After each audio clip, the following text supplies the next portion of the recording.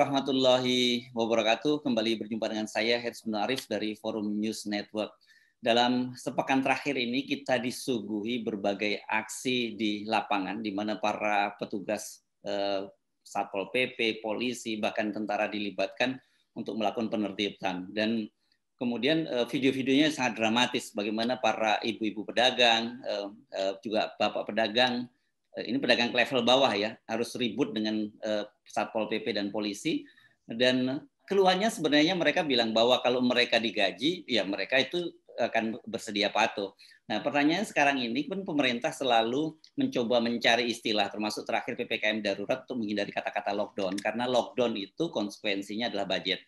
Saya akan mengajak Anda untuk ngobrol ini dengan sahabat saya, ini orang yang sering saya mintain pendapatnya soal ekonomi, terutama fiskal, karena saya ini nggak paham. Ini Dr.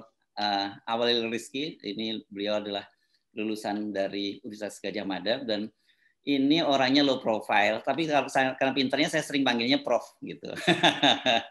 Halo, Assalamualaikum, Prof Awalil. Waalaikumsalam warahmatullahi wabarakatuh.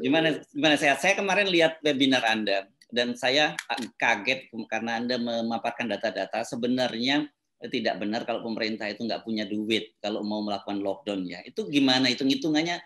Memang duitnya memang ada, terus bagaimana cara ngitungnya itu? Ya sederhana Mas Herzl. Jadi pemerintah itu ketika menjalankan APBN selama setahun, 1 Januari sampai 31 Desember, dalam hal ini yang sudah selesai adalah tahun 2020, itu mereka memberikan laporan kepada DPR, tetapi terlebih dahulu diaudit oleh Badan Pemeriksa Keuangan.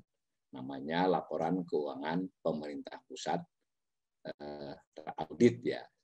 Dan itu diperintahkan oleh undang-undang. Termasuk diaudit oleh BPK diperintahkan oleh undang-undang. Nah, sebagai laporan keuangan pemerintah pusat, itu pada dasarnya antara lain dilaporkan belanja berapa, itu dalam hal realisasi anggaran ya, pendapatan berapa yang real. Waktu APBN kan dia berupa rencana. Nah, LKPP ini menyampaikan realisasinya, diperiksa oleh BPK.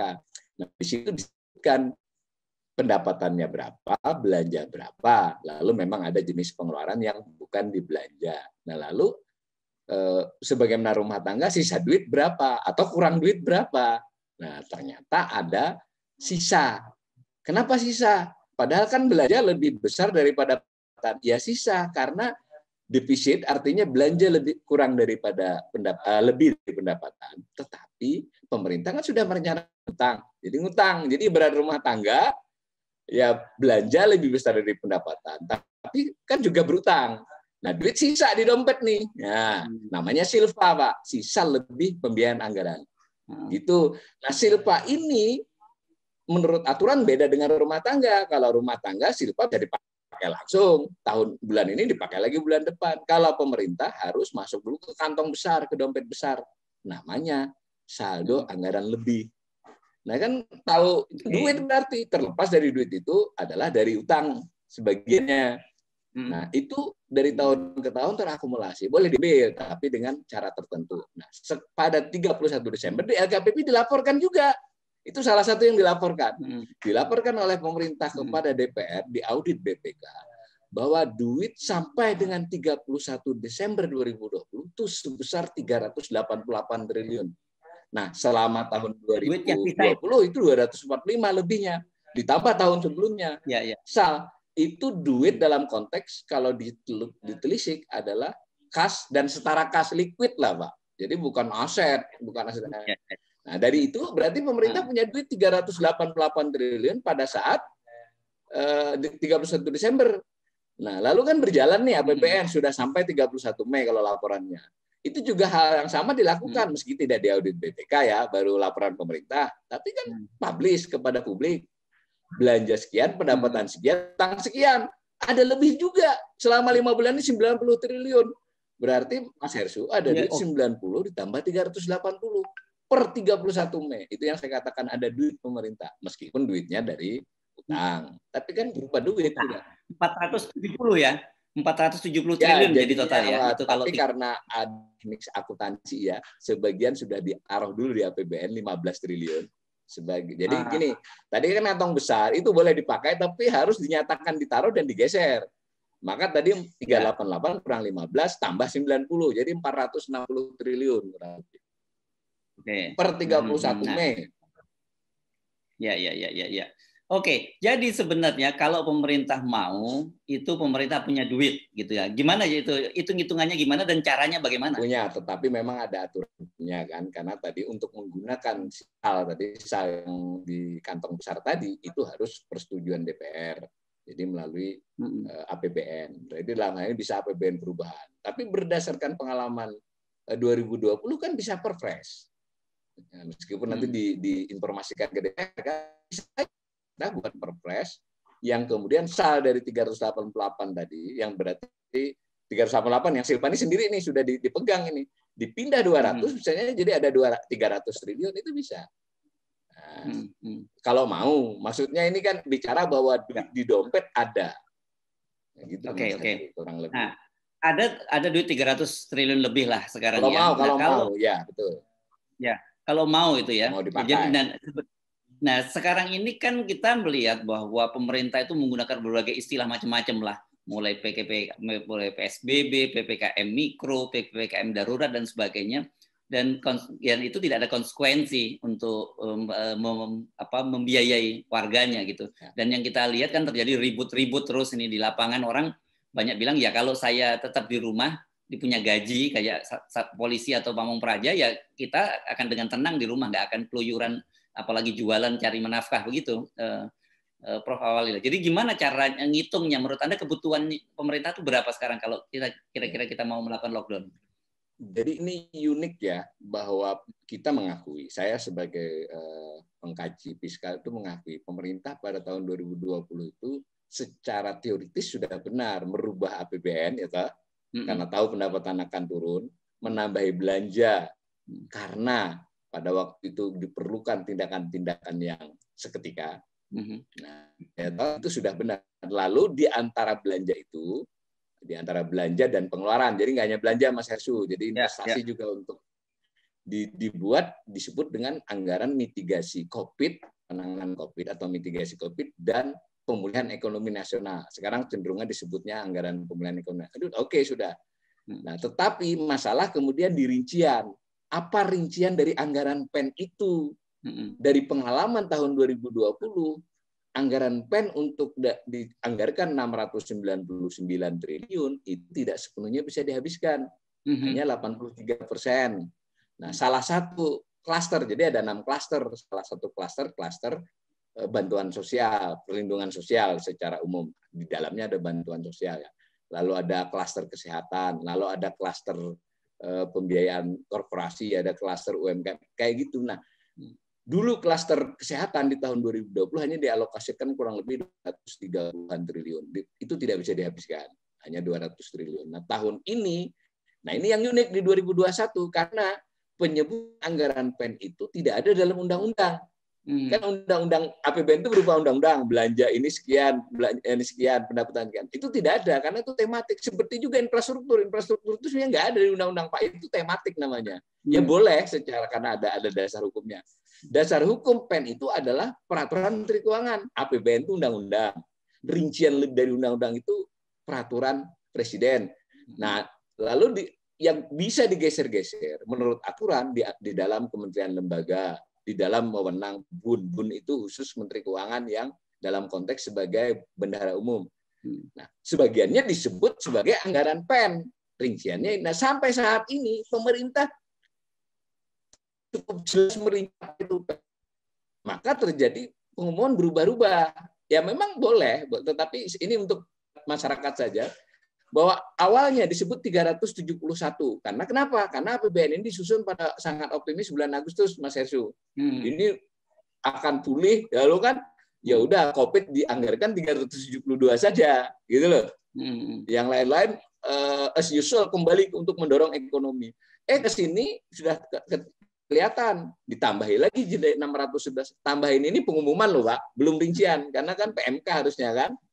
Lalu terakhir 699. 699 itu ada PMK-nya tapi tidak publish dalam konteks narasi. Biasanya pemerintah suka gambar Poster-poster itu belum ada posternya. Belum ada posternya 699 triliun. Beberapa hari yang lalu Menko Perekonomian ngomong akan jadi 925 triliun. Kita tidak tahu rinciannya. Sementara belanja tadi belum dirubah yang 2750. Kalau berpikir sederhana, anggap aja kita terima, berarti pemerintah niat nih 925 triliun Mas Hersu, mau ngeluarin untuk PEN. Meski saya belum tahu rinciannya. Kalau saya, oh iya boleh begitu, tapi rinciannya tidak seperti yang sudah-sudah. Salah satunya adalah yang harus secara jelas adalah perlindungan sosial itu BLT, gitu loh Pak. Dulu juga ada BLT, tapi kayak pelengkap yang 200 ribuan itu loh. Ya. Saya sekarang usul BLT itu sudah pakai dari definisi pemerintah yang dilindungi itu 40% penduduk terbawah, Mas Hendro. Itu sudah berkali-kali dalam narasi kebijakan pemerintah. Sejak zaman SBY sampai sekarang nggak dirubah 40%. Dan Kementerian Sosial itu bertugas sebenarnya. Kementerian Sosial bertugas by name by address loh Mas Hersu. Sebenarnya Menteri Sosial itu untuk menunjukkan siapa 40% itu. Dan menurut keputusan Menteri, kecuali tahun ini nggak dikeluarin. Tahun-tahun sebelumnya selalu ada keputusan Menteri Keuangan tentang 40% orang itu. Nah, kembali ke pokok soal, 40% ini harus ditanggung oleh pemerintah selama lockdown menurut saya. Caranya nanggung gimana? Bukan cara hitungannya. Hitungannya adalah garis kemiskinan saja. Kan garis kemiskinan 455.000 per orang per bulan. Maka itu saja. Berarti 455.000 kali 40%. Itulah harus diberikan sebulan. Dari saya sudah hitung 40% dari 270 juta orang dikali dengan 455.000 sebagai garis kemiskinan. Maka setiap bulan pemerintah memberi bantuan langsung tunai jika lockdown bisa dengan 50 triliun. Kalau 6 bulan 300 triliun.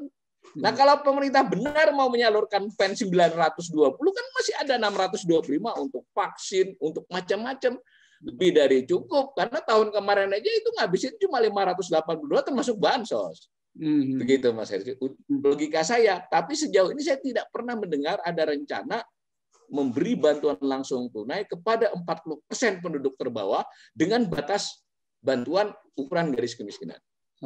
Nah, gitu. baik. Jadi kalau kita lihat angka-angka yang tadi Anda sebut, kita berpatokan dulu pada tahun 2020 yang rinciannya sudah ada ya. Tahun 2021 belum ada. Jadi sangat kelihatan sekali ini karena kita ngomong data ya, jangan dianggap ini politik gitu ya. Jadi kelihatan sekali bahwa betul. Saya memang bagiannya itu Mas. Ya, tapi saya coba menafsirkannya gitu ya. Satu bahwa pertama kali pemerintah tahun 2020 menganggap remeh COVID gitu ya. Jadi anggarannya nggak lebih fokus pada masalah ekonomi gitu ya. Dan anggaran pemulihan ekonomi. Ya, ketika Agustus disusun APBN ini, kira sudah selesai kok di 2021. Ya. Pada waktu itu tercermin bahwa menganggap remeh COVID dan lebih mengutamakan pemulihan ekonomi nasional. PEN tadi itu ya. Ini soalnya pemirsa kita tidak semua paham soal ekonomi. Jadi PEN itu adalah pemulihan ekonomi nasional. Jadi nggak salah dong kalau selama ini banyak pengamat menyatakan bahwa pemerintah itu lebih fokus pada pemulihan ekonomi nasional ketimbang penanganan COVID-nya. Nah, dilalah sekarang ini ternyata COVID-nya malah makin menggila kan gitu kira-kira ya. Betul seperti itu. Nah, lanjutkan Prof. Jadi hitungannya sebenarnya menurut Anda tadi kalau serius misalnya melakukan lockdown sehingga tidak perlu ribut-ribut bahkan sampai ekstrimnya 6 bulan gitu ya. Ekstrimnya 6 bulan. Ya, 6 bulan. Ekstrimnya 6 bulan secara fiskal ya. Iya. Kuat. Secara 6 bulan pun pemerintah masih bisa kalau pemerintah mau gitu ya. Masih bisa dengan kondisi fiskal sekarang masih bisa. Kalau ditunda lagi saya nggak tahu. Maaf Pak Mas Hersu saya potong. Sebetulnya saya tahun lalu bulan April sudah nulis di Facebook, hanya di Facebook ada tulisan ringkas. Saya sudah usulkan cara ini dilakukan pada tahun lalu, tapi sudah kita nggak usah bicara tahun lalu, kita bicara ini saja. Apakah masih bisa? Masih bisa jawaban saya dalam kondisi fiskal pemerintah yang sekarang. Tentu ada catatan tambahan, Mas Hersu. Karena saya juga berulang kali mengkritik tentang utang yang saya anggap agak berlebihan. Saya tidak anti utang, tapi saya anti utang yang sangat banyak. Itu sudah saya ingatkan. Artinya kalaupun saya usulkan hal ini, tetap saja itu harus diperhatikan. Karena tidak boleh kita menyelamatkan tanpa memikirkan juga keberlanjutannya. Karena itu saya tetap usul yang tadi, sesuai juga dengan keinginan pemerintah mau menambah 924, tapi bedanya saya mungkin adalah pada rinciannya. Satu ya. Yang kedua, saya menganggap masih dikurangi belanja itu. Jadi tidak usah sebesar 2.750 ditambah investasi 180 triliun, Mas. Menurut APBN ini itu bisa dikurangi Bang 200. Kenapa dikurangi? Supaya tahun depan kita tidak tahu. Kita berharap tahun depan selesai, tapi kan tidak ada salahnya kalau kita juga menjaga napas jika masih mungkin menghitung secara rasional dengan perhitungan keselamatan rakyat. Jadi intinya saya ekonom, tapi buat saya keselamatan rakyat, keselamatan orang, jiwa itu lebih penting. Dan mumpung pemerintah punya duit 460 triliun in cash atau setara cash di tangan, ya toh, kemudian sudah berkata akan menyalurkan untuk pemulihan ekonomi nasional dan COVID ini 925 triliun. Nah itu apa rinciannya? Kalau saya sederhana tadi kan, kalau itu rinciannya 300 triliun untuk bantuan langsung tunai untuk pengamanan 40% yang terbawa, maka masih ada 620 triliun untuk COVID yang di luar BLT. Bisa, tapi nggak usah ada yang kayak pembiayaan korporasi, insentif usaha, nggak perlu ada. UMKM itu menurut saya bahkan lebih terbantu jika ada orang membeli dibandingkan dia dikasih bantuan 2,4 juta misalnya per klaster, per usaha gitu. Pikiran saya sederhana itu sebenarnya, Mas. Oke. Jadi saya membayangkan begini. Ini 300 triliun ini adalah bantuan langsung tunai ya, bukan lewat sembako seperti dulu. Dan itu kemudian langsung kepada warga. Dan itu kan berarti langsung juga bisa membeli, duitnya itu bisa membeli beras ke tetangga, telur ke tetangga, dan sebagainya. Jadi ekonomi kita otomatis langsung tumbuh gitu maksud Anda, sehingga tidak perlu ada. Kan lockdown itu tidak berarti tidak ada kegiatan ekonomi. Tentu dengan prokes yang lebih ketat.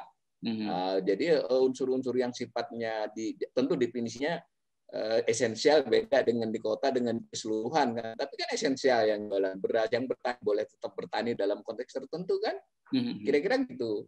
Jadi justru saya memikirkan dengan begini, salah satu masalah di pelaksanaan 2020 ya, sekalipun itu tidak melanggar hukum, adalah menetapkan beberapa jenis bantuan yang antara lain berupa barang. Gitu loh, Pak.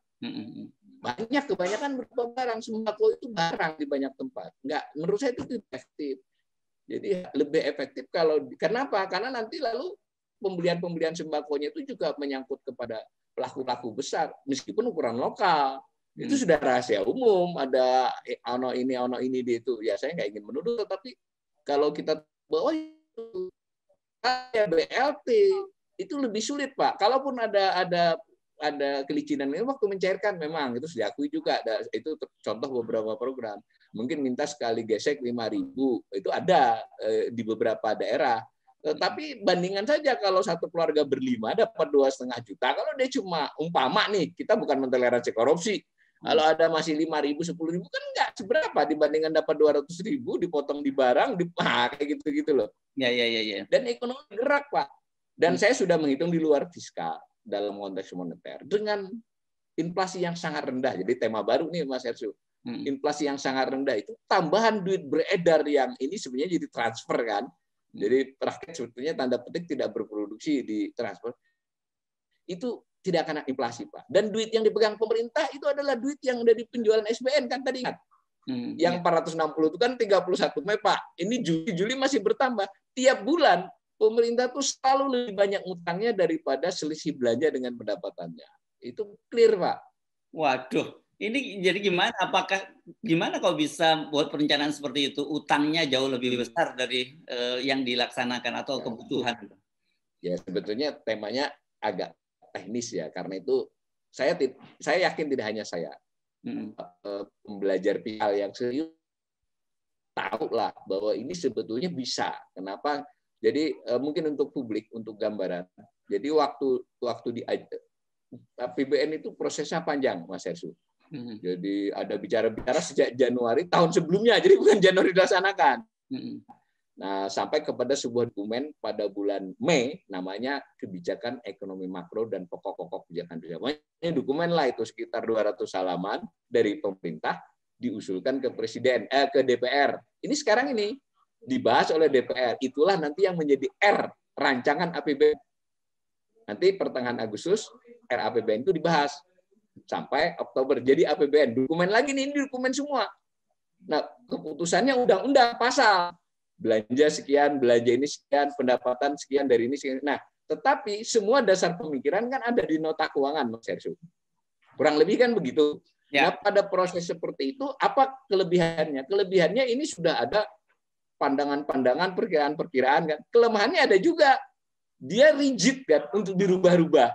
Nah, jangan lupa saya katakan sekali lagi, APBN 2021 ini diputuskan, diajukan 17 Agustus 2020. Dasar pemikirannya cuma sampai awal Agustus. Di DPR kan dibahas bulan, tapi kan pembahasan itu cuma utak-atik saja. Dasar pemikirannya kan Agustus. Sekarang Juni, kondisi jauh berubah. Nah, tentu tidak bisa lagi. Nah, kira-kira dengan cara begitu, kita harus berubahnya darurat. Dan yang lebih penting, orang tidak tahu. Publik bukan orang tidak tahu ya. Kenapa? Sebenarnya pemerintah sudah mengumumkan. Pemerintah tertib kalau yang mengumumkan begitu. Cuma pengumumannya itu agak hanya orang-orang yang pengamat yang mengambil. Ada 2.117 halaman lampiran rincian, Pak. Bayangkan 2.117. Saya sudah baca itu dan saya kira kawan-kawan seperti saya baca serius. Mana sih pos-pos yang bisa dikurangi, yang mana yang masih bisa diperbaiki. Ya ini mungkin bukan forum teknisnya ya. Jadi kalau ketika pemerintah, dalam hal ini Ibu Sri Mulyani beberapa seminggu yang lalu katakan, kami akan refocusing, penyisiran. Itu artinya ada perintah kepada kementerian lembaga untuk lu rapatnya dikurangi, perjalanannya dikurangi. Rencananya akan menghemat 20 triliun. Kita tidak butuh penghematan sekedar 20 triliun, kita butuh sekitar tadi sudah katakan 200-250 triliun. Dan tidak hanya itu, Minda tidak lagi bisa ini di Kementerian Agama pindah dari sini ke sini. Ya mohon maaf, ini dana ini jadi dianggap dana PEN misalnya. Nggak cukup itu, tapi real kalau perlu pindah antar kementerian atau perlu di klaster tertentu. Nah ini kembali ke birokrasi. Jadi kenapa ada pengangkatan koordinator tidak punya wewenang APBN? Nggak bisa, Pak. Di birokrasi itu ada dua kan, struktur dan anggaran. Jadi kalau cuma karena struktur jabatan tanpa ada alokasi anggaran atau kemampuan mengalokasikan anggaran, biasanya nggak jalan dari pengalaman saya sebagai pengamat. Nah inilah peluang pemerintah. Jadi ini hikmah menurut saya. Inilah peluang bagaimana prosedur-prosedur APBN ini segera bisa dibenahi. Termasuk, saya tambahkan sedikit, ketika rumah sakit bilang tagihannya nggak dibayar, padahal tadi saya bilang duit banyak. Ya itu ada benar dan ada salahnya. Ada benarnya ketika pemerintah mengatakan bahwa mereka belum memenuhi seluruh administrasi, benar itu. Nah, di sisi lain, si rumah sakit, kalau kami harus memenuhi administrasi segitu-gitunya ya terlalu ribet kan, apalagi ini hal baru loh, hal baru. Jadi teknik pelaporan, nah, disitulah kemampuan manajemen darurat diperlukan. Bagaimana caranya membuat prosedur agar rumah sakit dan semua tagihan-tagihan seperti itu yang sifatnya sangat darurat dipermudah, tapi dipermudah sekaligus juga kalau terjadi apa-apa sanksinya lebih berat. Kan kira-kira gitu. Jadi kalau saya itu simpel sebagai ekonom, selalu dikeluhkan. Bahkan kemarin saya webinar itu, ya mohon maaf ada satu narasumber ya orang bank kan biasa kan. Ya menurut pengalaman kami orang yang dibantu itu manja. Ya dia dari perspektif entrepreneurship ya toh. Kalau saya ekonom beda. Lebih bagus 40 yang tidak berhak dapat ya toh, Pak.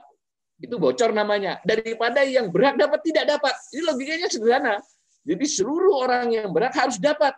Lalu kececer sedikit orang tidak berhak dapat, itu kita pelan-pelan kita perbaiki daripada dibalik.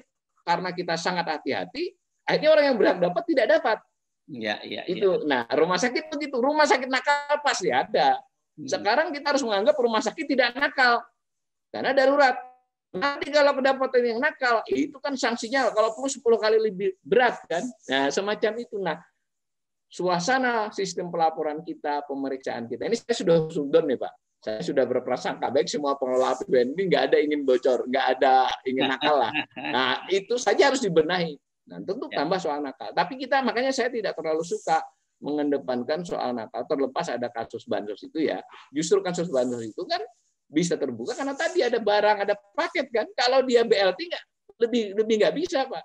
Jadi pemecahannya adalah BLT dalam konteks ini. Terlambat harusnya tahun lalu, tapi daripada tidak dan duit memungkinkan serta pos-pos memungkinkan dan pemerintah sudah berisinya. Mau 925 triliun, saya bingung ini. Rincian 900. Coba enggak sebelumnya rinciannya untuk 372 nih. Rincian yang terpublish sebagai poster. Tapi sekali lagi ini boleh ya, pemerintah berhak karena ada peraturan menterinya. Tiba-tiba dirubah jadi 925. Itu hanya boleh geser-geser di dalam kementerian dan di dalam hal-hal tertentu loh. Ya, ya. Ini bentuknya gimana? Jangan-jangan nanti mohon maaf. Bangun jembatan tetap dianggap pen. Nah, dengan jembatan itu biar logistik bisa. Ini maaf, saya tidak bisa membuktikan ini, tapi ini untuk ilustrasi saja. Karena udah terlanjur jembatan harus bandara anggaran untuk infrastruktur bandara tetap. Karena kalau nggak begitu nanti bantuan tidak bisa masuk. Kan bisa begitu. Kenapa ekstrim saya mengatakan begitu? Tadi saya katakan kenapa Silpa tadi salah satu yang menarik adalah perlindungan sosial hanya 94% dari yang dialokasikan. Jadi kita geger tuh.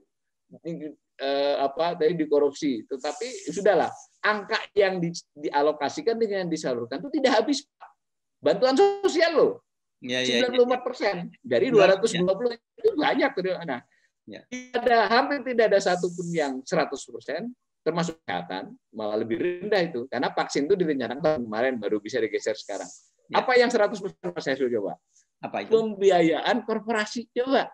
Wah. Itu 100%. Nah kan ya sederhana logikanya. Dia kan tidak banyak orangnya. Kosnya sudah jadi misalnya diberikan biaya investasi, diutangi kan gitu. Selesai. Nah, inilah yang harus dibenahi. Sekarang pemerintah fokus COVID, rakyat, nggak ada yang lain. Membantu COVID itu berarti sepenuhnya vaksin, sepenuhnya tenaga medis, sepenuhnya obat. Rakyat berarti sepenuhnya hidup 40% yang terbawah dijamin 6 bulan. Kalau pemerintah beruntung 3 bulan selesai, nggak jadi lagi yang ganti. 6 bulan, kalau 6 bulan nggak selesai berarti kita memang sebagai sebuah bangsa ya berbeda. Kalau yang pola sekarang kita nggak usah berharap Pak. Jangankan 6 bulan, setahun, 2 tahun kita nggak tahu lagi karena nggak jelas.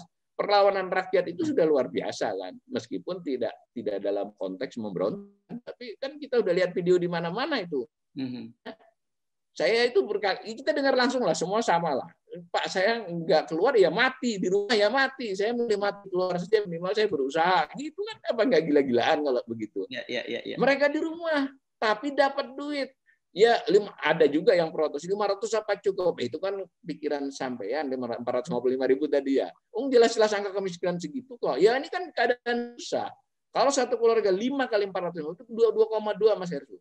Saya kira semua bersedia lah. Ada satu terakhir mungkin juga saya ingat, tidak ada sense of crisis yang ditunjukkan dalam pengelolaan APBN maupun gaya pemerintahan dalam konteks fiskal ya. Jadi kalau ada bicara itu bahwa kita lebih baik dari negara lain, kita hanya kontraksi min 2,07, ada yang terkontraksi ekonomi 10%. Kita defisit cuma 6%, ada negara yang defisit sampai 10%. Kita ngutang tambah sekian, yang lain. Saya kira itu bukan menunjukkan sense of crisis, Mas. Jadi kita harus jelas, menurut saya ini, pemerintah ini berkomunikasilah bahwa kita susah dan harus kita atasi bersama. Tapi tunjukkan, jangan everything is okay, gitu loh. Ya ini susah dan harus kita atasi bersama-sama.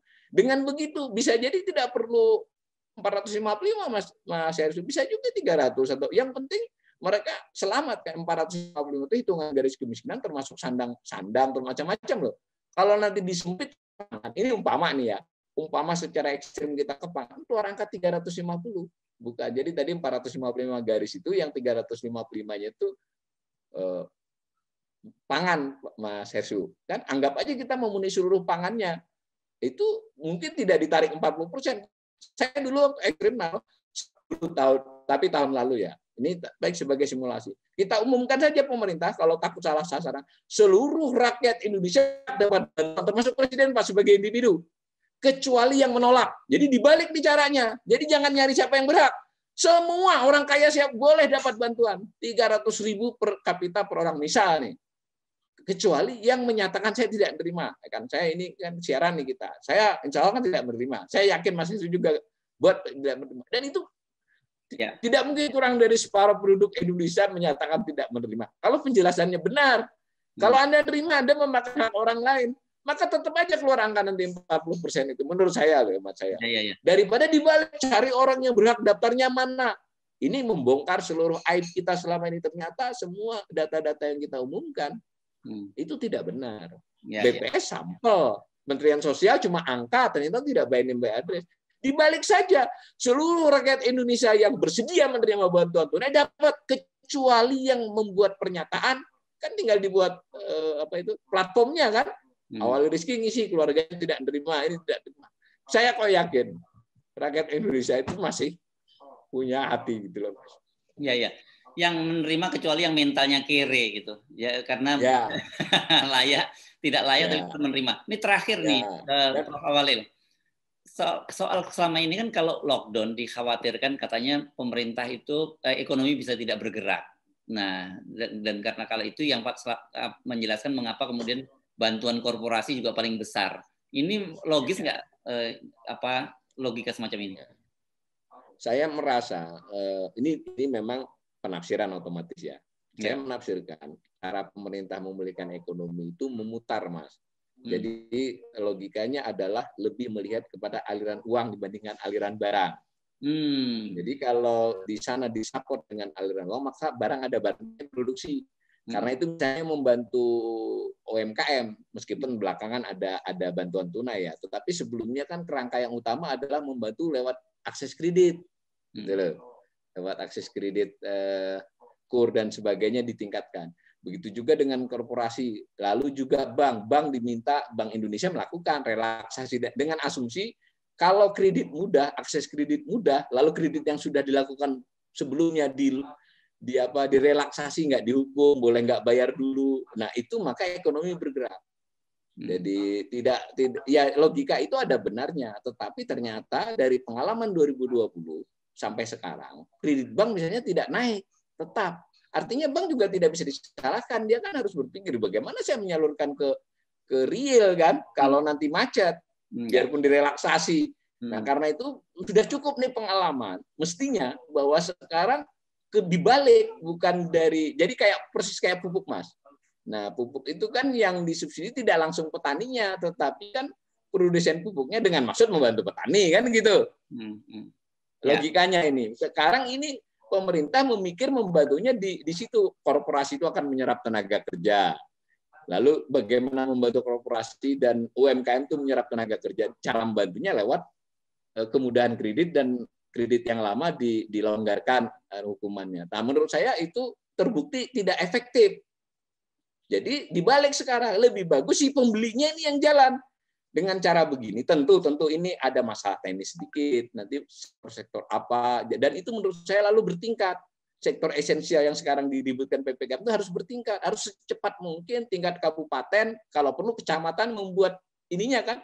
Dan kalau dia sampai ke kecamatan dan kelurahan, ini bisa Pak, pedagang ini kan sudah pedagang baru, lama kan sudah boleh berjualan. Ya seperti itu, kalau ini namanya manajemen darurat dan kepemimpinan yang bagus kan bisa. Nih saya contohkan sederhana. Kan kemarin misalnya PPKM ya, apapun namanya nantilah lockdown, lalu ada yang boleh jualan, ada yang boleh berproduksi. Kalau dia diputuskan secara garis besar nasional, lalu turun kepada level-level daerah, pada level kecamatan, kan bisa by name by address itu yang boleh kerja siapa, bisa begitu. Tentu akan ada masalah-masalah sedikit. Karena itu platform ini kan punya IT, pengetahuan dan sebagainya harus dikencengi kan, ditindaklanjuti. Dengan cara seperti itu, ekonomi tetap bergerak, Pak. Saya ulangi, kebanyakan daerah itu untuk subsistensi hidup masih bisa, Pak. Kan mereka tergantung daerah lain untuk hal-hal yang macam-macam. Kalau soalnya adalah nasi, telur, tempe, tahu, itu saya kira bisa lah di mana-mana. Dan kan kalau kita lihat video itu juga lucu, urusannya tidak bisa bayar sekolah. Ini bagaimana? Ya kan, ini nanti tambahan dari yang bukan 300 loh ya. Ya bagaimana pemerintah mengatur agar soal bayar? Kenapa masih ada orang di situasi lockdown begini mengatakan sebenarnya realnya begitu, masih harus bayar uang sekolah. Kalau dipikir kan, gitu Mas. Jadi prinsipnya saya termasuk ekonom yang berpendapat, kita sudah pengalaman nih hampir setahun bahwa ekonomi sekalipun tidak membaik memburuk, tetapi bertahan, ya kan, tetap jalan. Semua orang makan. Belum ada laporan, ini berita baiknya. Belum ada laporan masif akibat lockdown. Ini dulu yang penting. Jadi kelaparan itu kan waktu zaman bencana emang nggak ada makanan, nggak ada ini kan nggak, masih bisa lah. Jadi artinya kalau nanti diatur dengan lebih baik, maka menurut saya itu bisa. Dan yang satu terakhir, ada kesan pemerintah pusat ini terlalu, jadi dulu itu kan isu desentralisasi Pak. Dalam COVID ini saya agak unik ini menurut saya. Terutama fiskal, ditarik ke atas Pak. Jadi justru, jadi jatah daerah ini berkurang. secara nominal dia stuck ya, tapi secara persentase jadi berkurang dengan belanja yang naik kan. Kenapa tidak dibalik? Jadi tadi kan 300 sudah biar pusat menentukan. Lalu yang 620 tadi, saya ngikuti angkanya Pak Menko saja nih 924 kan. Saya ulangi Mas Ersu, karena sudah diumumkan akan ada alokasi PEN dinaikin jadi 924. Kalau kita pakai angka itu tadi 300 untuk BLT, yang 624 ini mesti sebagiannya ditingkatkan untuk Pemda. Supaya tadi kan rencana yang kita katakan nanti ada beberapa. Dan Pemda itu kalau tingkat kabupaten kota itu bukan urusan ratusan miliar Mas Ersu. Urusan 10 miliar, 20 miliar. Dan untuk konteks ini 10 miliar itu akan membuat birokrasi di sana bisa bergerak. Tapi jangan lupa, yang penting siaran, sense of crisis, rakyat makin tahu apa haknya, jadi dia bisa protes, bisa mengadu, kayak gitu-gitu loh. Sekarang kita kan bingung kadang-kadang tentang hal itu. Begitu Mas Ersu. Yes. Tapi terlepas dari semua itu, saya yakin kalau COVID ini dengan kapasitas fiskal kita yang ada, asal pemerintah dan DPR segera melakukan reorientasi bahwa yang penting adalah kesehatan, keselamatan jiwa, jangan seperti APBN yang pemulihan ekonomi ini, insya Allah. Dan jangan lupa tadi, yang menyelamatkan kita selama ini sebenarnya rakyat ini semua banyak, sebagian besar berusaha, solidaritas. Nah, kalau itu dicontohin, dimotori pemerintah, kita tidak sedang bicara fiskal.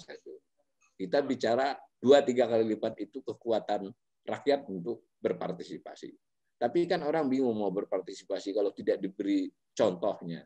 Jadi saya kok melihat kalau pola-pola itu tidak tertutup kemungkinan para donatur memakai daftar yang ada di pemerintah yang terima itu terus dia ngirim kan? Kenapa tidak buat platform? Tadi ternyata yang mau bersedia menerima, saya optimis yang bersedia menerima itu akan hanya sekitar 80 juta Pak, jadi 30 penduduk karena nolak misalnya kayak kita. Maka daftar itu kan platform. Saya sebagai pribadi bisa saja, dan itu memang kembali tata cara APBN itu nggak unik. Kalau dia masuk APBN dulu harus ada bertanggung jawab. Kan bisa tidak? Itu urusan ini saja. Ada Basnas pusat, ada macam-macam. Dan itu sebelum pemerintah melakukan, rakyat sudah melakukan. Betul. Sekarang pemerintahlah yang memberi contoh. Sekarang berorientasi kepada orang, jangan narasi yang generik. Membantu ini, membantu itu. Ini membantu Hersu bin Arif, umpama Hersu ini orang miskin, ya, membantu awali rezeki. Kayak gitu-gitu yang harus segera kita lakukan. Jangan lagi pakai itu kan kasus. Kasus kok di mana-mana. Tidak boleh ada lagi 1 tahun ke depan orang yang terpaksa keluar rumah dengan risiko apapun karena ya nggak bisa karena dia di rumah tidak punya duit. Itu bisa diatasi dengan kemampuan fiskal pemerintah yang sekarang. Begitu Mas. Oke, baik. Terima kasih Prof. Awalil. Ini memang agak berat, tapi penting ini disampaikan pada publik. Tapi satu hal yang saya beri garis bawahi, jadi kalau pemerintah mau, sebenarnya pemerintah ini bisa menyelamatkan rakyat ini dari gontok-gontokan di level grassroots tadi ya, antara petugas dan sebagainya. Menurut saya begitu, Mas. Ya, dan pedagang. Oke, nah menggaris bawah ini bukan bermaksud ria, tapi saya kira penting untuk diamplifikasi nih ya, Prof. Awalil.